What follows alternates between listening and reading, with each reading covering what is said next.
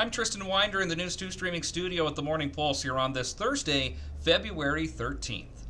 Nebraska State Senators gave first-round approval this week to a bill intended to increase Medicaid provider reimbursement rates without the use of general fund dollars. Modeled on a proposal approved by lawmakers last year to levy an assessment on all Nebraska hospitals, LB 527, introduced by District 42 Senator Mike Jacobson, would use a similar mechanism to levy an assessment on the state's health maintenance organizations. Under the bill, the State Department of Health and Human Services would be required to submit a state plan amendment to the Centers for Medicare and Medicaid Services by August 1, 2025.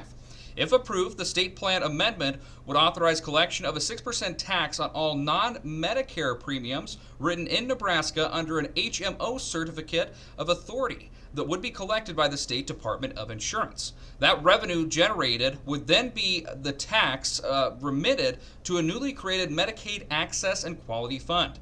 DHHS would use that fund for leverage of a federal matching dollar to enhance Medicaid reimbursement rates paid to non-hospital providers of physical health services, with an emphasis on evaluation and management, along with labor and delivery for rural services. This bill was discussed at length, and following a technical amendment by the Banking, Commerce, and Insurance Committee, which Senator Jacobson does chair, senators voted 39-0 to advance LB 527 from general file. Stick with News 2 for updates and developments, and of course additional news out of the Nebraska Capitol during this current legislative session. In other news, troopers with the Nebraska State Patrol responded to over 200 weather-related incidents during the most recent snowstorm.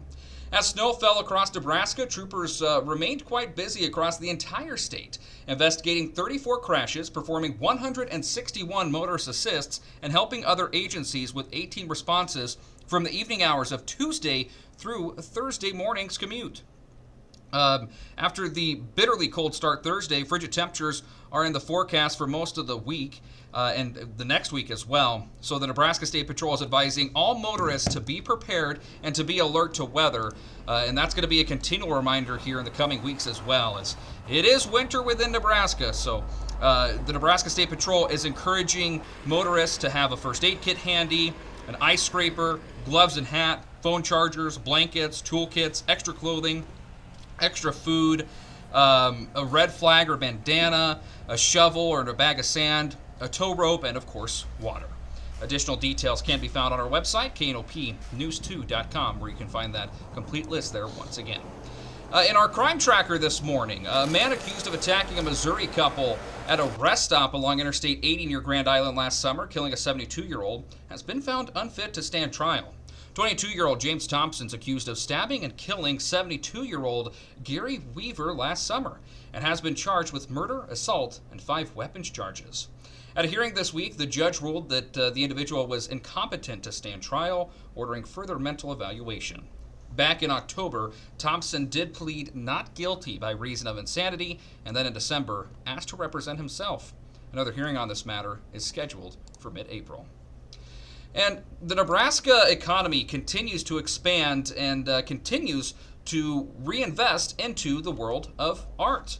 A gallery within Cozad in Dawson County is already remarkable and continues to expand. And it's not just expansion within Dawson County in the art realm as well. So you have the Jocelyn, which is already opened out in Omaha. You have MONA, Museum of Nebraska Art in Kearney, which is going to open around the same time that we think we might open.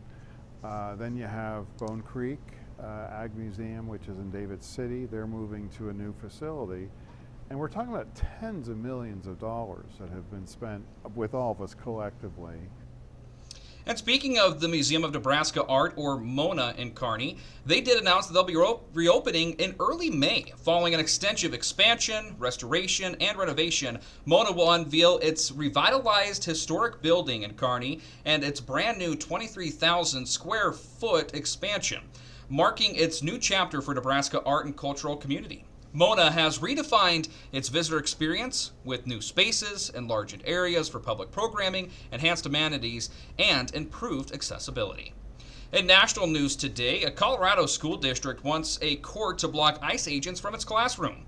Denver Public Schools requesting an emergency restraining order against the Department of Homeland Security, doing so on Wednesday in response to President Trump and his administration's policies that allow ICE agents to enter schools and churches.